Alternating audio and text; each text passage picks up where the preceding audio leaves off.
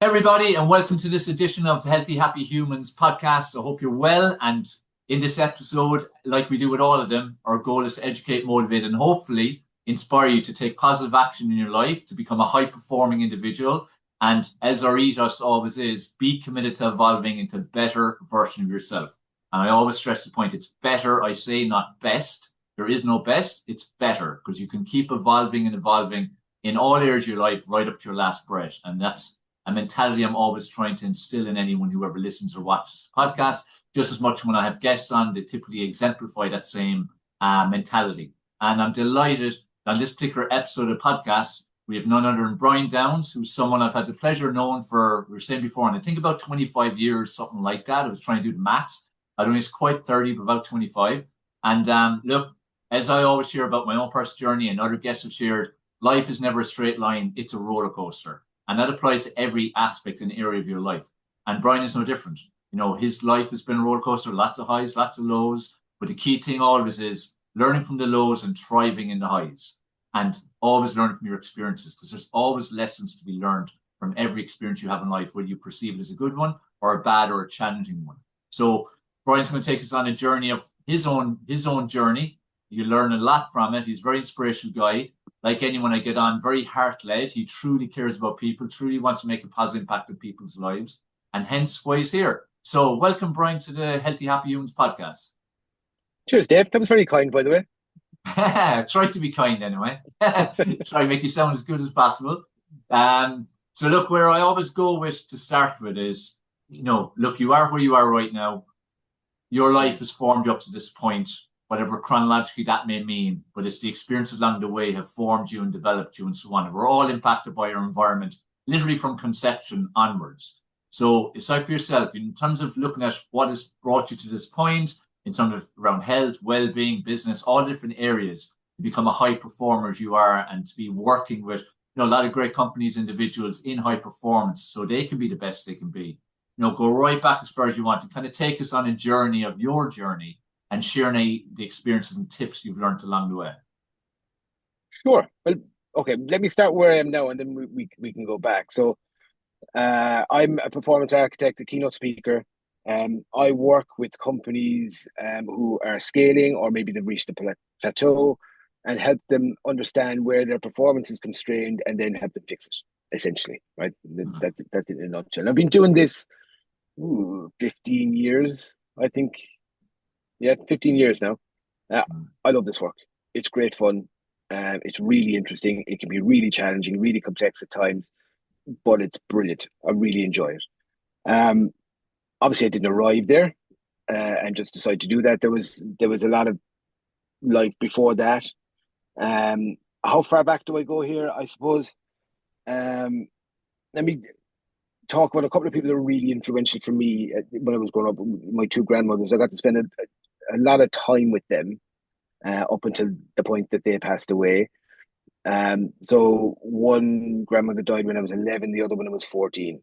But I got to spend a huge amount of time with them, one on one. Would stay in their houses quite a bit, and got to benefit from their wisdom, I guess, and just being around them. It was just a really wonderful and really important formative experience for me. Um, but at the same time, I was involved in a lot of sport. Love sport. Have always loved sport. Still love sport. And started playing. I think the first sport I was involved, the first team I was involved in was probably soccer when I was 8 or 9, and then got involved in all sorts of other things, hurling and football and rugby and hockey and all sorts of things. Um, and sport became a really important educator for me because I found something that I was good at, and started to kind of look up to people who were very successful and understand them and eventually get to play with them or play against them, and talk to them and learn from how they approached it, and a lot of it being around how they thought about the game, how they thought about themselves, and how they pushed themselves. Um, School, yeah. So I'm from Limerick, same as you, Dave. School was fine. Yeah, loads of brains. Didn't always use them. Um, I didn't. I now know I have an ADHD brain. I was diagnosed in 2020 by accident, actually, Yeah. uh, by a psychologist. You and Where many was that? others right now. It seems to Yeah, be increasing. Yeah. yeah. I didn't know it then, obviously, and it wasn't really a thing then. So you basically just got on with it. I was a bit, hyperactive, and always knew it was a little bit different. Um, yeah, You're school was very fine. inquisitive. You know, even like with your grandmothers and even with sports, like were you like two questions there? Were you a very inquisitive person, always thinking, looking, analyzing, watching? And the other thing is in sports specifically, how would your mentality been around that in terms of even, let's say a bit of imposter syndrome or self-confidence, or how were you from that perspective? So those two kind of angles. So first question, massively curious, always was, still am. A lot of it is about asking questions, and a lot of what I do now is about asking questions and really trying to understand to a granular level. But I've always been curious. I always ask questions. Way back in the days before the internet, my father would point me to there's the encyclopedias, go look it up, and then he'd help me and explain things. But yes, always curious, still am, and I think it's a really important. Um, I think it's a really important way to be. And Mm. that's something we can choose. I mean, it's not a talent. It's just, yeah, ask questions, be curious, figure out Yeah, how does it's a that work. it's a way, like it's not your personality. I think for It anyone is. that's involved in any form of coaching or leadership in that type of way, it's definitely a very important aspect to have in your personality. Yeah, yeah, I think so. I think so. Um, the second question then was around sport and Yeah, imposter syndrome or self-confidence, imposter how you feel it syndrome. that way. You know, uh, Initially, no, I just wanted to play ball.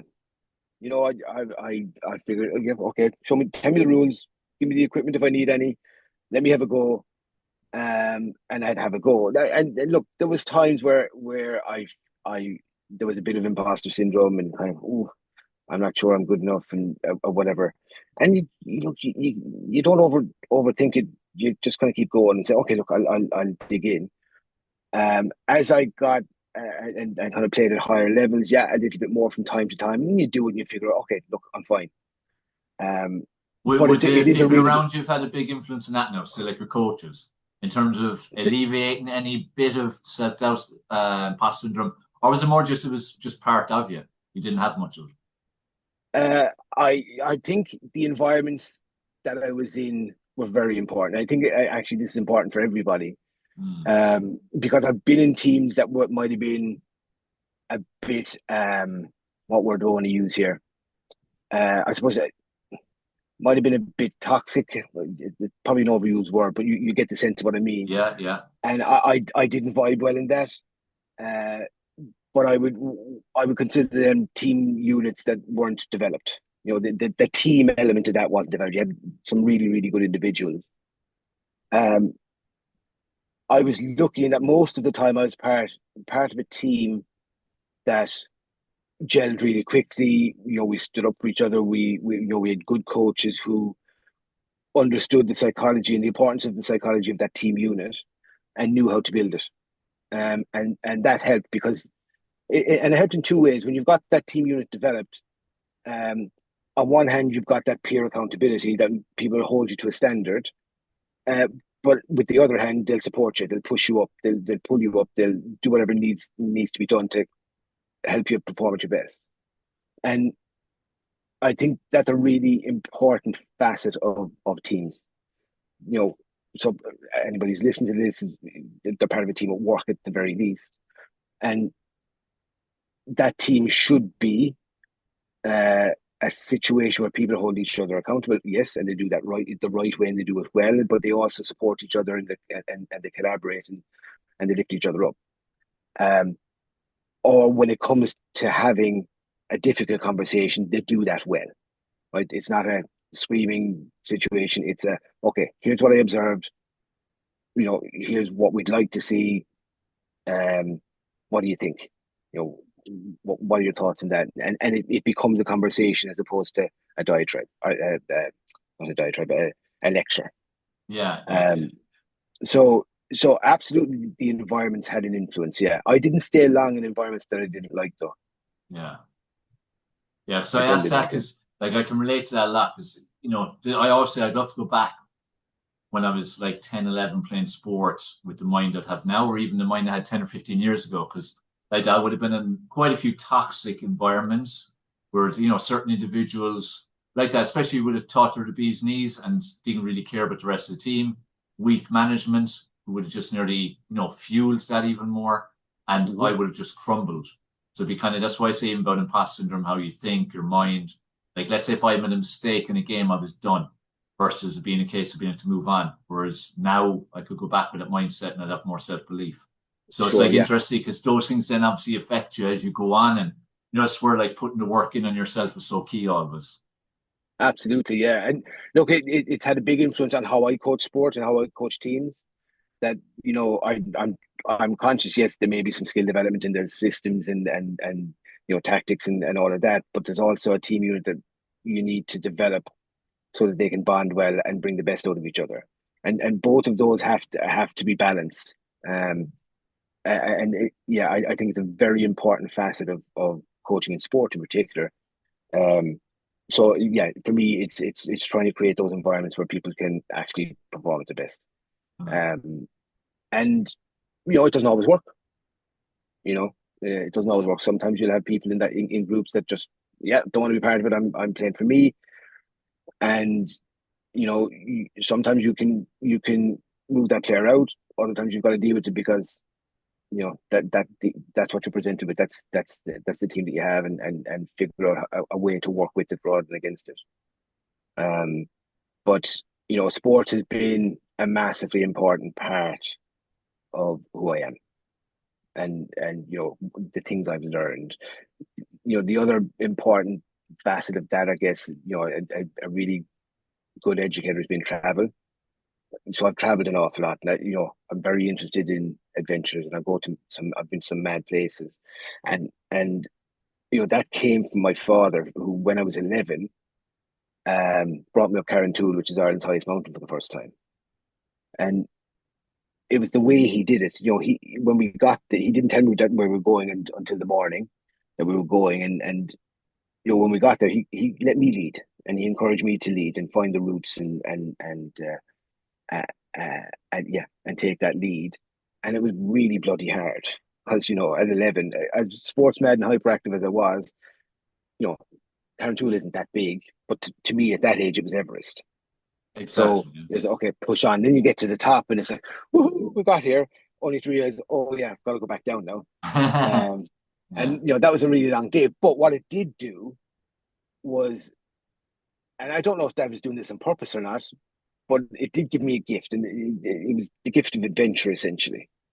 Um, and that has stayed with me ever since. And I'm 52. This is 41 years ago.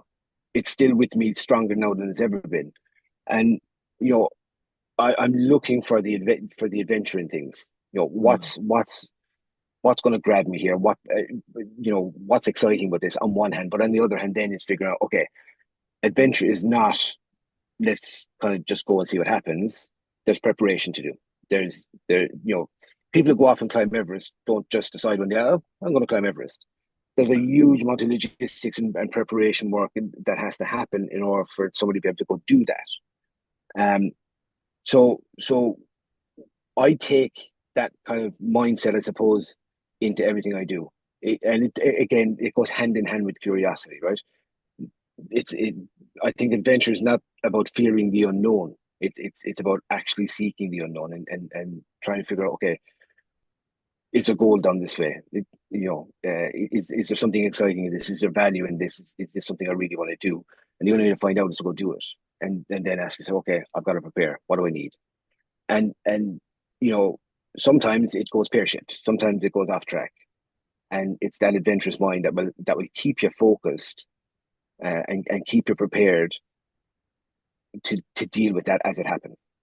And look, life is that way, right? I mean, it isn't linear. It's messy, um and that kind of adventurous piece of me has guided me really, really strongly over the years. But yes, and it's what prompted me to travel, which for me is a massively important educator, and particularly solo travel and going to interesting places.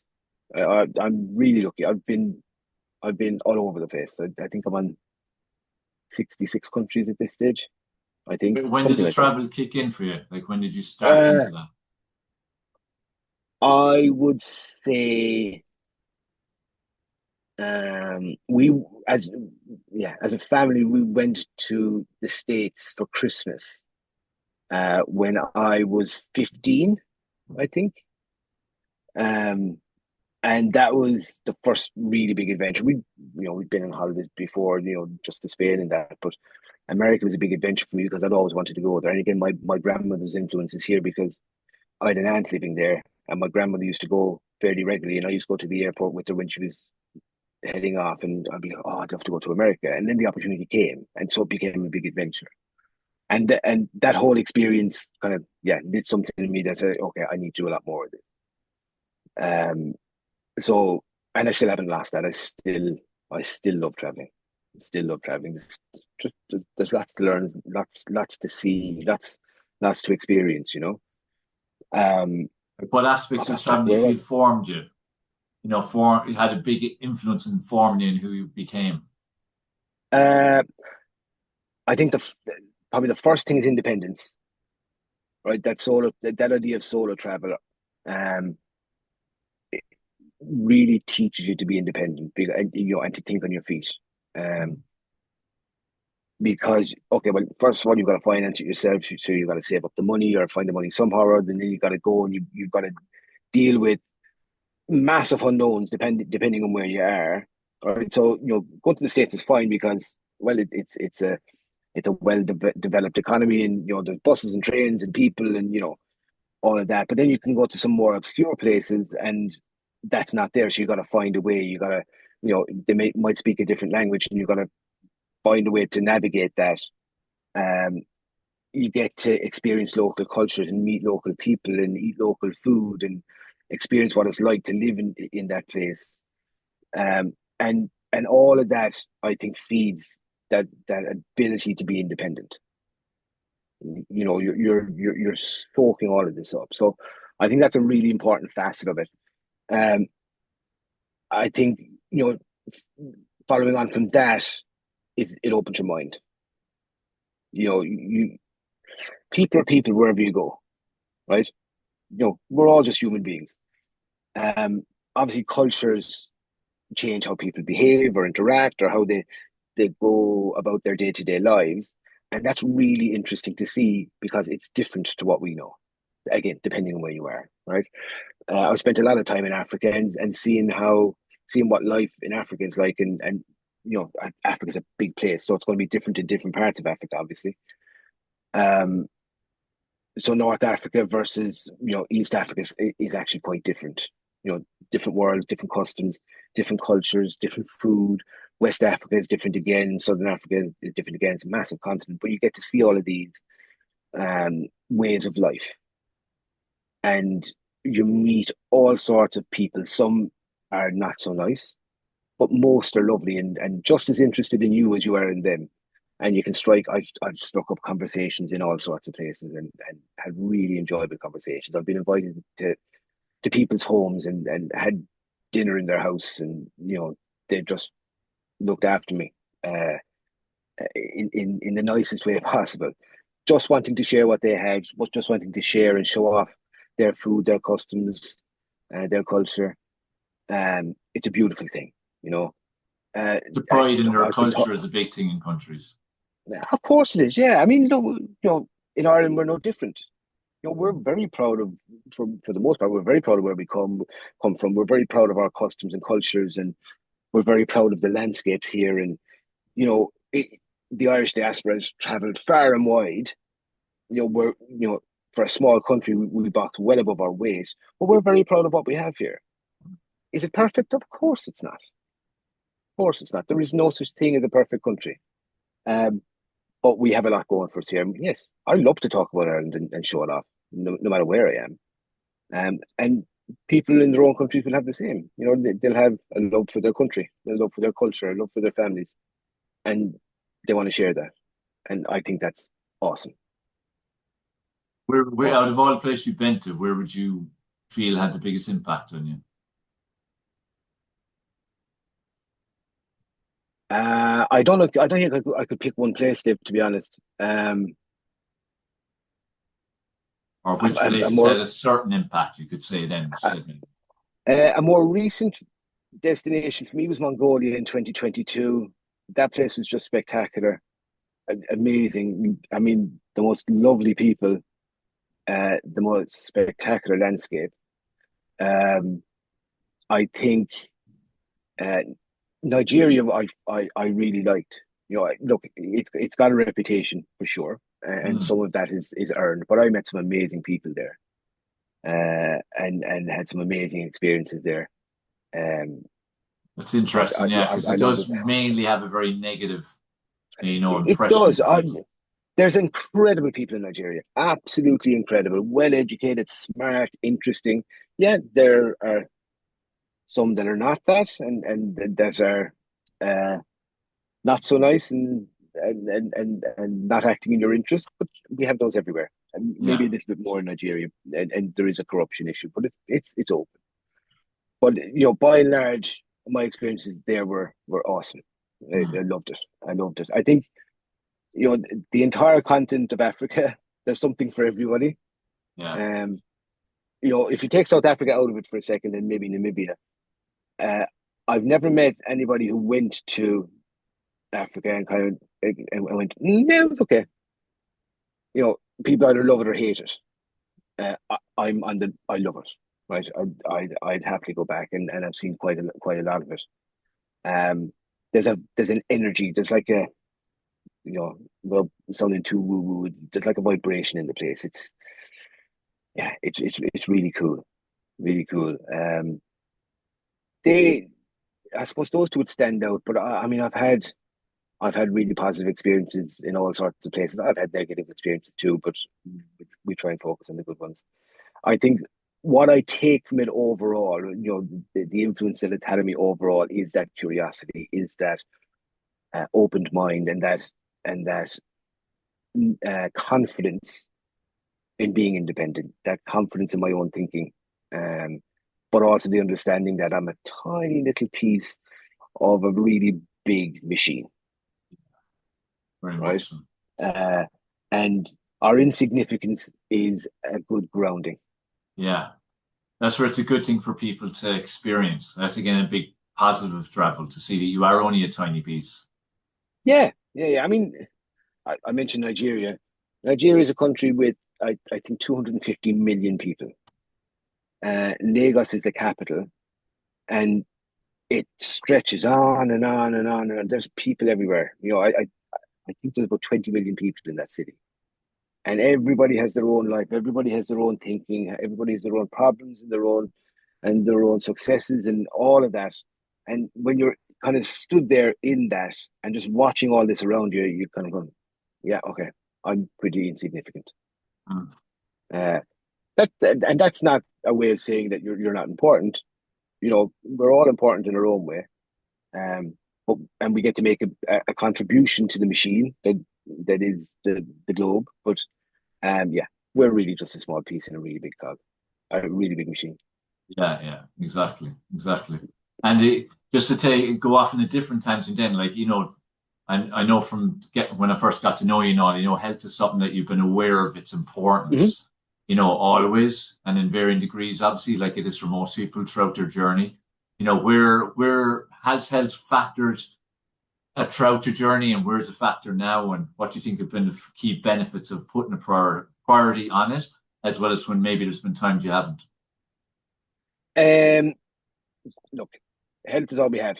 At the end of the day, it's massively important, and I do my best to stay healthy. I've always been fit, reasonably fit. At times I've been extremely fit. I still train 3 or 4 days a week. I'm still involved in sport. I eat uh, mostly well. Um, I have my little indulgences too. Um, I think that physical health. We only get one body. We got to look after it, kind of way. That's how I think about it. Am I perfect? Far from it, but I do my best. There's things that factor into it. Um, I got injured once and kept eating like it was training, and I put on a lot of weight. I think at one stage I was 17 and a half stone. I'm only 5'8". I didn't get a big belly. It just went everywhere. My neck was 19 inches, right?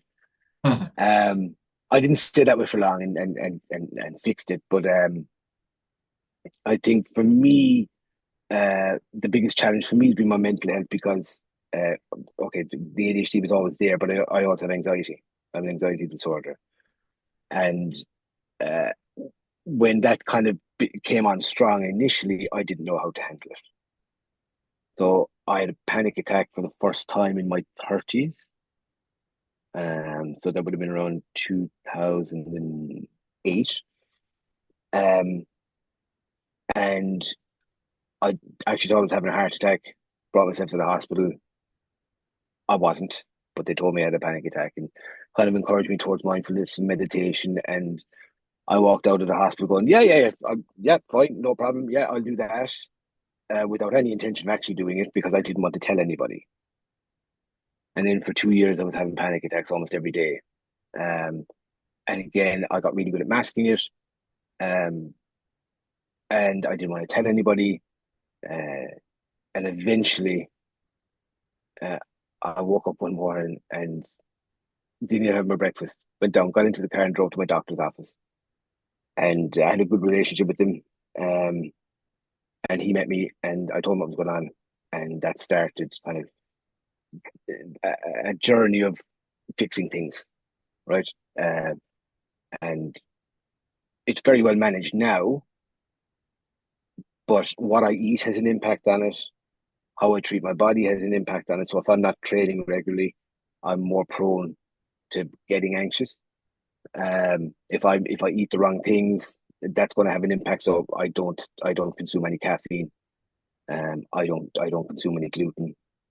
Um, I eat lots of veg, and I like my meat, but generally it's chicken, um, and fish. So generally good stuff that's cooked well. I learned to cook. My grandmother's one of the legacies of my grandmothers was they taught me how to cook. Yeah, at that Um, age even. yeah, at that age even, and I loved cooking. Right, Yeah. my mother's mother used to let me loose in the kitchen, make whatever you want, and I'd proudly present something that was god awful anyway. And You and thought it she'd was indulge. amazing. Yeah, I thought it was amazing. She'd indulge it, but then but they both taught me a lot about the importance of food and not just in terms of how you treat your body, but looking after others, and it's kind of an expression of affection and love and all of that. And I Yeah. thought it had a massive impact on me. So I You just on that actually, Brian, like that's something I expect you would have seen is a huge part of the culture in Africa, as oh opposed to God, even yes. now in the Western world, again, Ireland, England, and so on. That's something that's really decreased, especially with the introduction of so much bloody technology. Whereas I can imagine you saw a huge impact, a huge difference in that throughout your travels in Africa. Absolutely. And people cooking together and sharing, and Yeah. some people that might not have very much. It was almost subsistence. Um, and as an expression of care and looking after people, yeah, it's really really important, and not just there, but in all sorts of places, Middle East, Mongolia, I mentioned earlier on. Yeah. It's a big India, all factor. these countries, yeah. I haven't been to India yet, actually. It's one of the big countries I haven't been to. I'd love to go, Yeah. but uh, I think understanding, and I now, I developed an understanding of that kind of circular health piece, that mental health, physical health, what you put in your body, what you do with your body, all of those things come together to help. And if one of them is badly out, it's going to impact the others, right? Completely, yeah. So you can train regularly, you can meditate and look after your mind, you can do yoga and um, eat well most of the time. But at the weekend, if you're going out drinking 20 pints, all of that stuff over here is wasted. Completely. Same as if like if whether it be toxic environments, toxic people, if you're, not working in your emotional state, like that's where, as Mm. you said, and that's a key point. It's like a big recipe. People always think of health, do a bit of movement, eat healthy, you're healthy. No, there's like emotional health, there's mental health, there's the general health, like preventing disease, there's physical health, like there's so many different types. And it's Hmm. important to be working on all of them all the time. They're all connected. I was on a podcast recently, and I was asked what was my biggest challenge, and my biggest challenge was managing my own mind. Mm. That mental health aspect. I found the rest of it reasonably easy. I was a bit of a Yeah, lunatic in my 20s. So drank probably more than I should have, but um, that physical stuff I found much easier. I could train, I could run for days. yeah, I generally ate really well, but the challenge for me was understanding my brain, and not so much when things were going well. I could push myself really hard. It's when things weren't going so well. Um, when there was a really big challenge, and I found that very, very difficult to manage. Now, it didn't stop me. I'd still keep moving forward, and I'd learn, and I might get it wrong very, fairly, fairly regularly early on. But I'd still move on, and there was value in that moving on because it turned me into somebody who was very resilient. Um, I'm mentally strong, even though that anxiety still sits there in the background. That doesn't make me weak. It's confronting that is what made me strong. And yeah, so that for me was the biggest challenge. Now for other people, it'll be you know something else, yeah. right? Um, but for me, that was the biggest health challenge I had. Yeah. That's where the self-awareness is so important. And like I said, like everyone's different. Everyone will have their weak area. But it's a case of like understanding there's a lot of parts and then working on Hmm. the parts. Again, go back to the whole thing evolving, just identify where you can improve. Where like say someone might be perfect at food all the time, it's not an issue. They love cooking, they have no problem with it, but then moving and exercising is something they can't stand. That might be the area you need to work on. Just as much as, again, people who may have, whether it be limiting beliefs, scripts, patterns, traumas, things like that, but they then need to work on that aspect of it and their emotional state and how they manage it and how they react to things. Just like you said there, that, like when things are great, but it's when kind of like when the shit's hitting the fan a bit in life, that's where people really Hmm. show their control of their mindset, I suppose. And it's an area again we can keep working on all the time. But it's being Yeah. aware of that and facing it and then doing the work.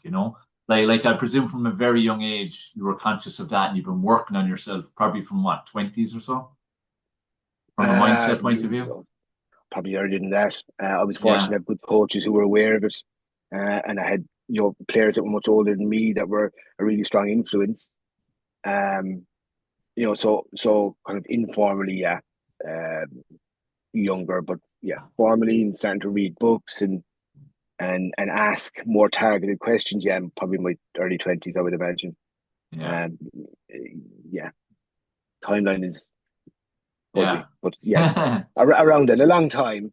Yeah. Um, and again, that's driven by curiosity, coming back Yeah.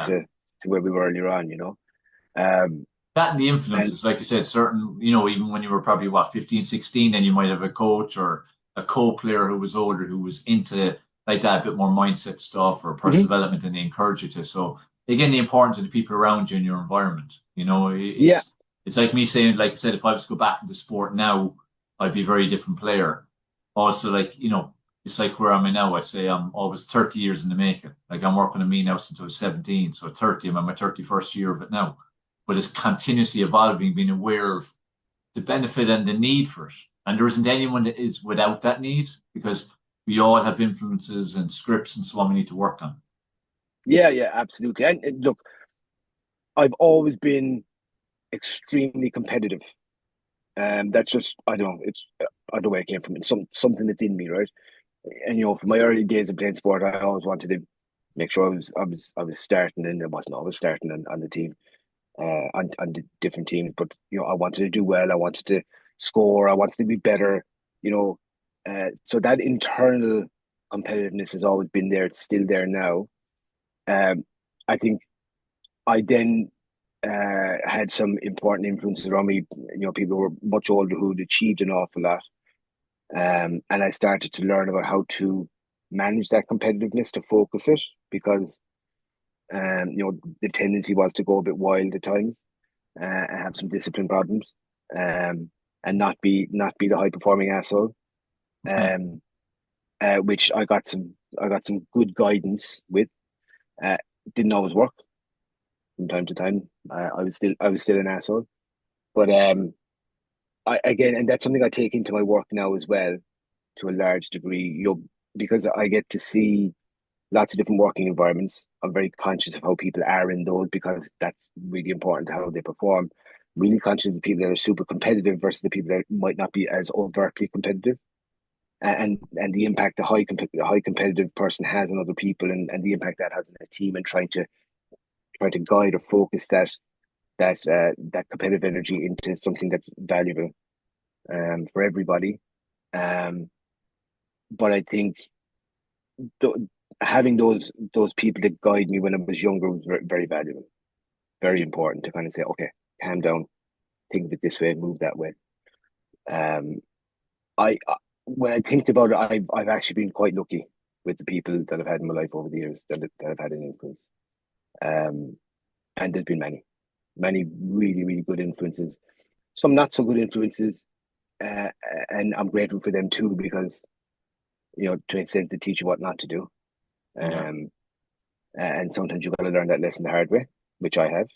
Um, but yeah, I've generally been really lucky. Yeah, but a big part of that though goes back to even ties into the travel, the openness to go travel, the openness to take in other people's cultures and their ways. It's the same Mm. with that though. You have to be open again to Oh God, yeah, work on yourself, the need for it, other people's opinions, what they'll say, their guidance, the experiences, good and bad, what to take from it when a lot of people aren't. And that's where again goes back to the mindset. Like if you're more negatively leaning all the time, it creates a certain reality. If you're more positively leaning all the time, it creates a totally different reality. That's where again, like the mind's a control tower, and yeah, like there's luck to a degree, but the energy you were putting out there, the type of vibe you're putting out there was creating the luck then as well. sure, sure. I'm working hard, obviously, and Yeah, something else struck me there as you were just talking. One of the things that I took, particularly from independent travel, but also from sport, is not being afraid to ask for help yeah, most of the time. So if you're in a foreign country and you're on your own and you're not sure where to go, you've got to try and find somebody and say, "I need some help. I'm lost, or I don't know where to go, or whatever." And that involves an element of risk. yeah, So first of all, it's that willingness to ask for help, and then you start to learn about understanding risk and understanding people and reading people. Um, and I think that's something that's really valuable that comes from traveling.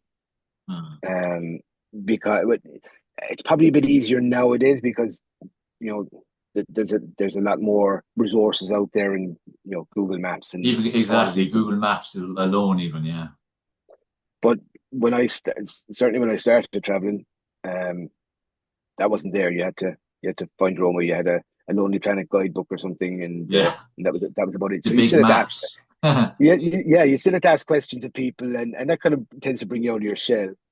Yeah, The other thing I did a lot when I was in college, and the latter stages of secondary school, was work in pubs, yeah, and that's a really interesting way of learning people because you yeah, get to see people at their best and at their worst. But it tends to bring you out of yourself. That you have to talk to people, you have to interact with people, um, and it was work I loved doing. It was yeah, great fun. It was hard work, but it was great fun, and it was my pocket money through college, and you know paid for a significant amount of travel over the years. But it was a really good education, right? And did you ever work in bars? No, it's something I actually always wanted to do, but I never did. Because I suppose like I started working myself at 21, so before that was like college, then working in gyms, but it's something I always wanted to do. Pubs or nightclubs.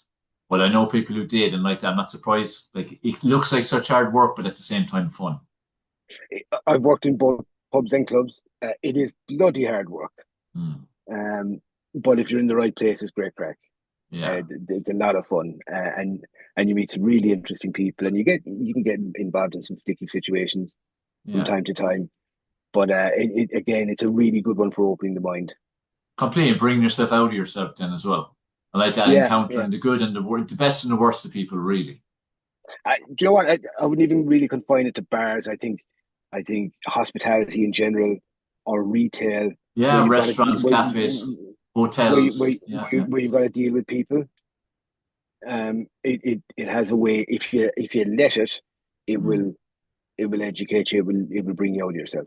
mm, yeah, A- And again, actually, in that scenario, the people you work with are really important. yeah. But again, like that culture and the type of people and the vibe that's created is so important. Yeah, And yeah, yeah, help you become the absolutely. person you are then, and develop on it. Yeah. Look, I mean, you get to kind of our age. You're a few years younger than me. The things that have shaped who you are, you couldn't possibly list them, Mm, right? yeah. There's so many things over the years. Yeah, I'm sure that there have been some key moments and key times where you learned a lot about yourself, and that, I certainly have them. I know you have had them as well. But I think what you take from all those experiences is, for me at least, seated in curiosity, and it's seated in wanting to grow. It's seated in wanting to be better. You were talking about better at the start, and I agree with you. It's better. It's better day by day by day by day. And they're tiny increments. But if you want to be better and you're curious, and that's a really good mix. Developing the resilience, like that's a big part of it over time. And it's a Hmm. necessity because, again, go back to life. It's not a straight line. It never will be. It was never meant to be. And if it was Yeah, in reality, it'd be pretty boring too. So, it's the opportunity to grow is in all the challenging times. So we need that. And that's the real test of yourself. And even like in terms of a goal, the test sometimes prove whether you actually have the real desire or not to accomplish it. So that's like the tests along the way. But again, every mm. single experience is going to have a growth element of it and lessons to some degree. Yeah. Look, it will, of course. I mean, both my grandmothers died pretty close together when I was still very young and still kind of not ready for them to go. You lose relatives. I lost a bunch of relatives in that period. My cousin, who was close to, was killed when he was 16. And then you get a bit older, and you start to have experiences that are tough. Relationships. And kind of navigating your way through that early on. Those first meaningful relationships, that can be tough. And then you get the bigger experiences again. So I mean, I've I've been arrested in Ghana and using bait in a sting operation, and I've been through a divorce. Made lots of money, lost lots of money. On the other side of that, I've gotten to travel all over the world. I've met some amazing people. I've got to spend time in a frozen lake in outer Mongolia, sleeping out in a teepee under the most spectacular skies you've ever seen. I've gotten to travel in Africa and climb Kilimanjaro, and it's good stuff and bad stuff. That's just what life is, right?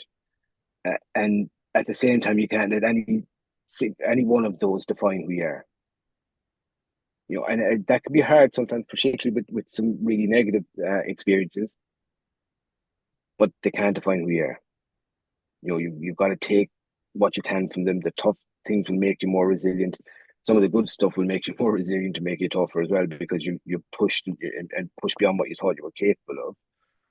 But ultimately, all of those things come together to make you who you are, and who you are is constantly changing the older you get and the more experiences you have. It starts to shape you, and when you do that consciously, you can start to direct it, right? So Yeah. those influences I had earlier on as an athlete were really important in teaching me that actually I can take these experiences and put meaning on them, and shape myself in a particular way, and uh, create a human that is evolving, and we're all evolving. Some of us are doing it intentionally, and some of us are not. I think the value is in taking those experiences and doing it intentionally. Yeah, massively like that. Living intentionally, living consciously. That's the key for people. Yeah, yeah, yeah, for sure. Um, and I was doing stuff like that before I knew that I was doing it, obviously. Mm. And then you kind of learn a bit more about it, and it starts to make sense, and things start to click. Um, but it's fun. Yeah, even that's even when it's not fun, it's fun. You get to look back on situations and kind of go, geez, that was tough, but you know what, I'm still here. yeah, exactly. And again, that's where the lessons come from. And like I always say, it's about like realizing you're holding the pen, like you're writing your script, and just to make sure it's one you look back on that you'd be proud of and give you a smile and the odd grimace, but less grimaces, a few more smiles, that kind of way.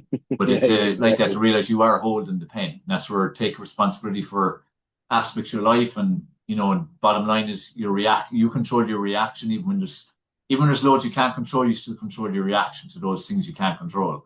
And it's kind Hmm. of trying to get that realization or face up to it and admit it and work with it then is what's really key. Yeah, yeah. No, it is. It is. And look, it's not easy, and Yeah. it's not supposed to be easy. No. And the thing You is, like, know. it's like with school, I always say to people, like, you leave school, you're not prepared for life at all.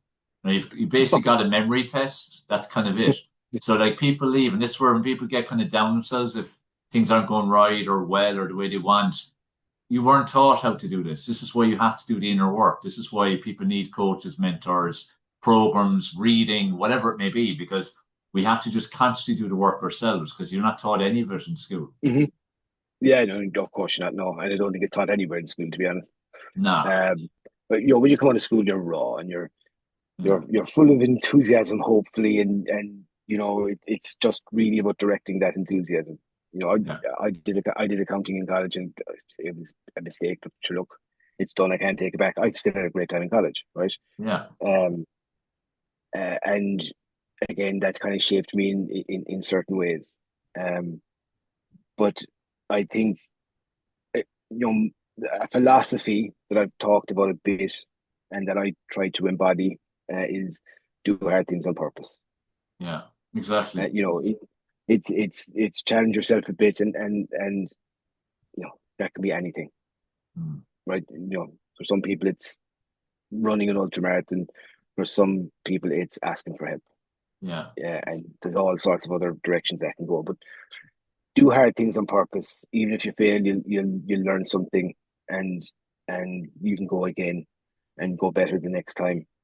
But I think doing hard things on purpose builds character, Yeah. and it builds that resilience, right? And um, I think that's a choice you should make as often as possible.